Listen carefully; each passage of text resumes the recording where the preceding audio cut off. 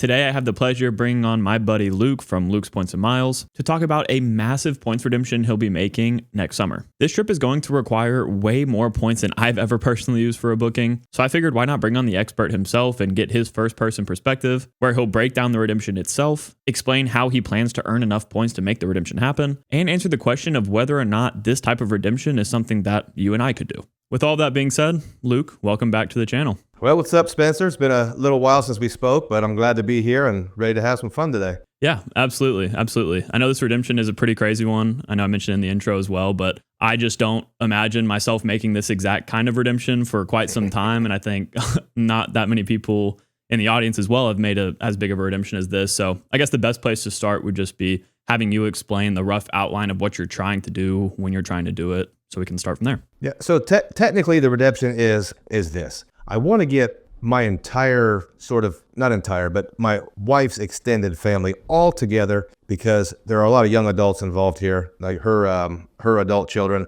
are all young adults, working full time, this, that. Very difficult to get that number of people together for more than a few hours on a holiday. So I wanted to create a redemption that would really last in the minds of everyone involved. And in my opinion, even though it's not my favorite place in the world, I don't see anything more iconic than Hawaii for especially us Midwestern people. A vacation to Hawaii is the big time. It's the pinnacle for the most part. Right. I want to do Hawaii, and I want to take 10 people. So I really have my work cut out for me.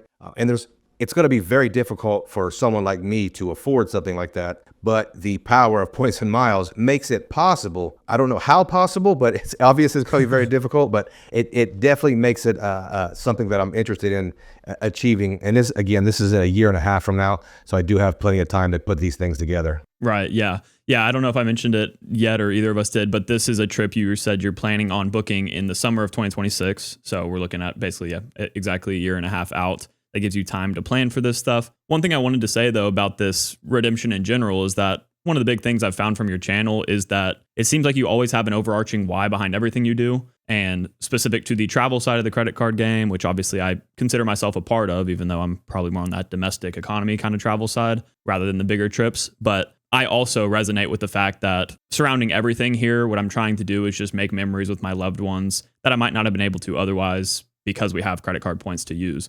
So I guess you kind of explained it already, but could you just tell us more about the why behind your redemption and why this one is so special? Sure. This is probably a three-pronged why, and they're a little bit different. So first off, I've spoken several times that being a husband is challenging for me and most men. So if I can put together something like this for my wife, and that's mainly who it's for, right. it helps towards those goals and help towards that sort of life. And I think that's really important. So it's a really big deal for her. So it gives me the husband points that I might not otherwise be able to collect naturally. The second thing is we've all got to experience some of the, I hate to use the word, but magical things with points and miles. How these points and miles through, financial responsibility can give us things that are sometimes out of reach for us normal folks. So I want some of these other people to experience that. And I think it could do two different things. Maybe it could make them, at least it'll give them a memory they'll never forget, especially the little kids. Yeah. And it might get some other folks to be inspired to get that personal finance together and start doing this. And then I have my third. I don't want it to anybody to confuse me for a nice guy. My third really mission is I want the ego part of this. I want to be the dad that does this, the big league dad move that takes everybody to Hawaii and pays for it all. Kind of a dad dream, and it's to me that's kind of the pinnacle of masculinity, I guess. So I don't, like some of it's because I'm a nice guy, but most of it is because I just have that ego and I want to do something really cool like this. That's funny. That's funny. Yeah, I can only imagine how much of a difference that'll make in people's lives. I tell people all the time that if you want to have your player two buy into even doing this credit card game, not to mention your entire family or just people that you care for, the best way to do that is by taking them on a trip, right? 100%. And just in my small experience of being able to bring my girlfriend along with me and get to see how she experiences these things for the first time, it kind of is a great reminder of what we can do, the impact we can make in a weird way with credit card points and miles. But that's really what this is all about. Even though it's a big hobby, right? It is a profitable hobby and one that literally makes you, make memories with your loved ones that you couldn't have done otherwise, which I think is awesome. Yeah, and I think it's more of a next level achievement with points and miles. It's first you learn how to do things for yourself, and then once you get to that next level and you get really good at it, you can start sharing that with other people. And I think that really does change the game a bit. Right. Yeah. Yeah, it's absolutely true. And it's also like, one of the big struggles I think we may face as, credit card content creators is that while we have a massive audience of people that really love this stuff, it's like, how do you reach those people that don't know that they should love it? If that, I don't know if that makes any sense, but yeah, I do think that by getting to have people make these experiences with you, that's how you do that. And speaking of, obviously, this is going to require a lot of credit card points to be able to do. And I know this might not be fully fleshed out yet, but I'd like to kind of get into your premature ideas behind what you're going to do with the hotels and airlines. Specifically, we can start with the hotels and see if you have like a total, night stayed, how many points it might take, and we'll start there.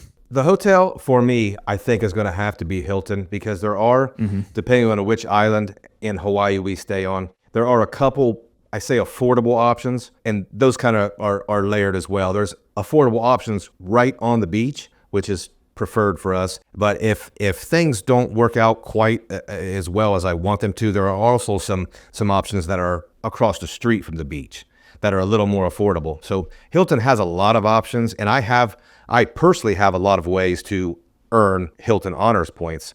And I just talked about the Hilton Honors Aspire card, no lifetime language offer I just got. I might have my player 2 get involved with some card sign up bonuses. We are both going to purchase Hilton Honors points at half a penny each. So when you start getting to all the different ways to earn Hilton Honors points, I think that's where I need to go hotel-wise, because I think I need 4 rooms. Okay. That's just a daunting task, right? So 4 rooms. How many nights is that? That's going to be flexible as well. My first thought was 7 nights because we went to Hawaii last year, I think, or maybe a year and a half ago, and we stayed 10 nights, and that was too long for all of us. And I think for the folks that are traveling for the first time and they're traveling with young children, they also have a different financial situation than everybody else. They're young and they don't have that much time off from work. So I think 7 nights is going to be, you still hit that 5th night free with Hilton Honors. You squeeze a couple more in there. And I think a week in Hawaii is enough to achieve what I want to achieve. A really magical lifelong memory for some of these people. So absolutely. I did kind of add up the numbers, but they were so high. I just need to shoot for over 2 million Hilton Honors points right now. I need to focus more on generating that earn than specifics right now, because a year and a half from now, those prices might go up a little bit. We talk about earning and burning because they get devalued. Pretty good chance these rooms might cost 10,000 points more a night. So right now my focus is coming up with a scheme. I don't mean scheme in a bad way. You're an engineer, a schematic that puts me towards a couple million Hilton Honors points. And that's my primary focus. And then, but that's the easy part. The hotel sounds like a big deal, but that's the easy part of this thing. Yeah, that's insane. I guess, while you're working towards this number of Hilton points, is there any part of you that is trying to also like work towards, say, lifetime Hilton Diamond status whenever I'm not sure exactly how many of these points are going to be earned as base points. So I don't know if you're working towards that at all, or is this just like mainly you're staying at Hilton because you can accumulate this many points? I'm trying to kind of, I guess, understand why you choose Hilton necessarily over other brands. Sure. I don't necessarily worry a whole lot at all about lifetime Diamond status with Hilton. If it happens, it happens. But it's not something I've ever had as a goal. I choose Hilton because for a lot of different reasons, we can generate value much easier from the Hilton program. The 5th night free, Hilton, as opposed to maybe Marriott, will not charge me a resort fee on reward stays. That's a lot of money over time, and 4 rooms, 7 nights is a lot of money. IHG charges resort fees for award stays, and some of those fees are really high. The food and beverage credit with Diamond status with Hilton is something that the more we stay there, the more value we generate. So that always comes into play. Hilton credit cards, in my opinion, are superior than most hotel cards, just the way they earn and the way they're so easily, I don't want to use the word manipulated, but optimized. The upgrade, downgrade, you can generate free night certificates to kind of supplement that. Fairly easy. So Hilton, just in my experience, I've always said Hyatt may have the best, highest end status program. Marriott may have the best properties, but Hilton has the best credit cards. And that's Yeah. how I generate value. So that's how I go about doing this. And also where I want to go, there are quite a few options with Hilton. Now, I don't want to do this, but if I have to split the party and some people have to stay in a hotel that's maybe, 200 foot from the other hotel, I can do that with Hilton in Hawaii. Gotcha. Okay, that makes a ton of sense. Yeah, I feel like it's I get asked quite a bit about which hotel chains you should be targeting. I think you summed that up really well in this regard. Also, it's good to know that you are kind of like you're not a hotel loyalist. You don't pledge any loyalty to one brand in particular, which I think is a really good way to win the credit card game if you're somebody that travels as much as you do. If you're somebody that only travels, you have an exact amount of nights, or you're a business traveler that how many nights you'll be staying, sure, might make sense to kind of pledge loyalty to one. But in this situation, I think your plan makes a ton of sense. And we've had good experiences at most Hiltons. You're not going to get a great experience every single time, but Hilton's, and I should say the Hilton brand and up, right? The Hilton, the Conrad, the Waldorf, we've had consistent good stays with those brands. So if it's not broken. Yeah, I need to get on that wave at some point. I'm more of a Hyatt fanboy just because of the points that I earn in the credit card game. I think the hotel side of things for me is going to develop over time. For the most part these days, I'm fortunate enough to just like crash on, friends' couches whenever I travel anywhere. But whenever I have a spouse and, kids, eventually that's when I'm going to have to start caring more about the hotel stuff. But yeah, obviously, so you're talking, what is that, 27 times 4, 28 nights effectively that you're going to have to book there. So that's obviously going to take a ton of points. You're looking at 2 million or so. 27 nights, 80,000 points each, with 4 of them free for the 5th night. So we do get into, and that's variable depending on if I can find a deal or if that we actually stay at that one. But I think that's going to be our average. And and that's not an unsubstantial amount of points to get. So I'm starting now. Yeah, exactly. I do want to actually ask you real quick about, you mentioned that you're going to be buying Hilton points. That's another thing that I think is very interesting, something I haven't done personally.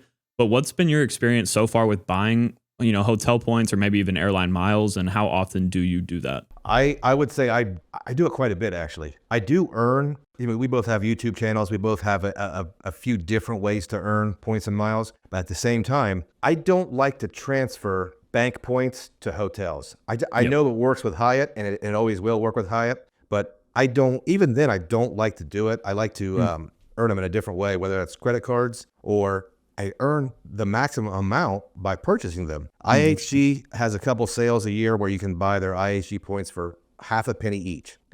Whatever the big dealers on the points and miles game say about value of IHG points, I can generally get at least a penny per point when I do the 4th night free. I have a redemption coming up in August that I'm going back to Grand Cayman, to Kimpton there, where I get 7 or 8 cents per point. It's unreal. Yeah, that's crazy. So IHG and Hilton Honors. Hilton also has the sales for half a penny each. And again, I consistently get 1 cent per point for Hilton. Gotcha. And in particular, Hilton resorts. And I know a lot of people say, well, I don't stay at resorts. I understand. I don't think you're going to get high value at Hampton Inn or Hilton Gardens or things like that. That's where you do get that 0.4, 0.5, whatever it is. But when you get into Hilton and above, I've consistently, with the 5th night free, things like that, I've been easily getting 1 cent per point. So for me, purchasing those points is kind of, I don't know if I think of it as a purchase, but I look at it as an investment in my yearly travel. Makes like sense. an annual fee. Funding your travel bank, prepaying for benefits, and you pair that with the benefits of the Hilton cards themselves, and with the resort credits and stuff, that's how you're getting a ton of value in that Hilton ecosystem, which I could see myself doing one day too, because I always run into the issue of never having Hilton points. So I'm like, okay, well, I got to default to Hyatt, I guess, because that's the only points I really have right now. But yeah, so I think a lot of people resonate with that, and I think it's something I want to implement more and probably will ask you about in the future as well. But yeah, so I guess we've covered all of the hotel stuff for the most part. Flights are probably a little bit more up in the air, pun intended there. But do you have any idea of how you're thinking about booking flights for 10 people? Looking into the flights,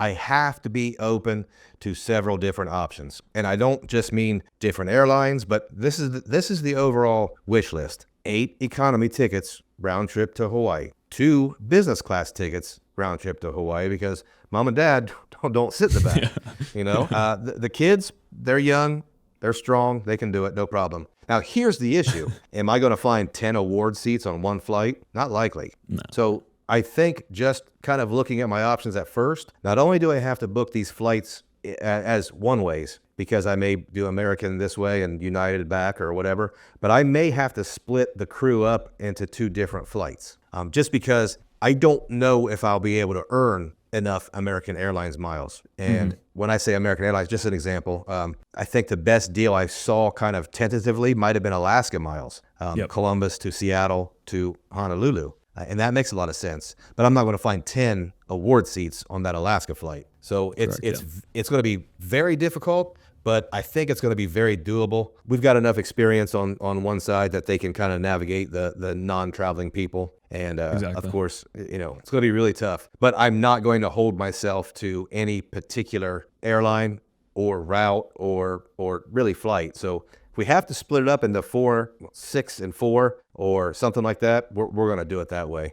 But when we're booking flights, you also have to kind of consider, we talk about the legacy carriers, but you can also use Avianca Life Miles to book that United flight. Now we're adding another layer of headache to it, and maybe that's a little bit, that's hard to grasp for a lot of people, but Turkish has the legendary United flight to Hawaii that nobody can find, but that's not the only sweet spot. Right. That's not the only Hawaii deal. But there's options out there, and it's just going to be such a pain in the ass. But here's the thing: if I can do it, I mean, it's a lofty goal, and nobody has to sanction it but me.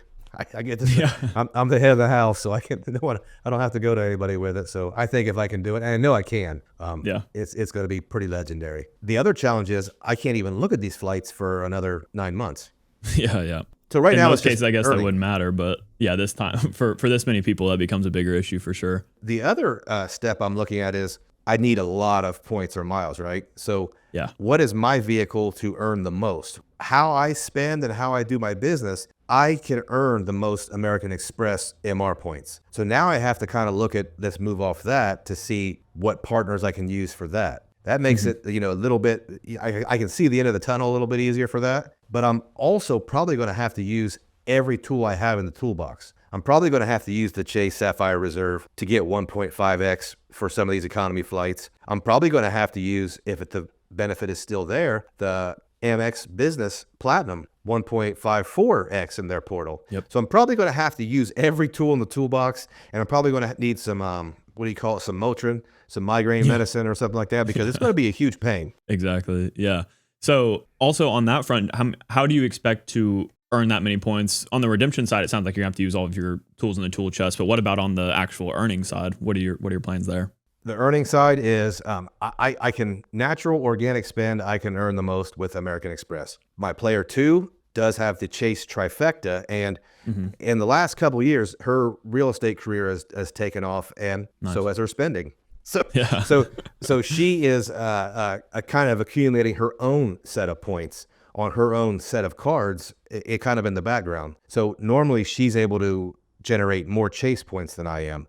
So we're going to have to pull those together. And like I said, we're going to have to look at all options. Another thing, I'm probably never going to turn down a no lifetime offer, American Express. I'm probably going to, any big bonus I can hit, I'm probably going to have to, even if the card isn't super appealing to me long term. And I'm just going to have to be smart. I'm going to have to use, like I said, all the tools in the toolbox. I'm going to have to use Rakuten Shopping Portal or American Airlines Shopping Portal. I'm going to have to line up my cards in the dining program. And the advantage I have is all my travel for the rest of the year is already booked. And I still have a pretty good surplus of different points and miles. So I'm in a position where as long as I put the effort, I put myself in position for this to be possible. Yeah, that's awesome. So when it comes to actually making the bookings happen, if you're booking for 10 different people, I assume you're doing it all under your name rather than trying to transfer out to each of these different people to have their own flights be booked. How does that exactly work? Are you able to just book for someone individually, I guess? This is how it'll work in my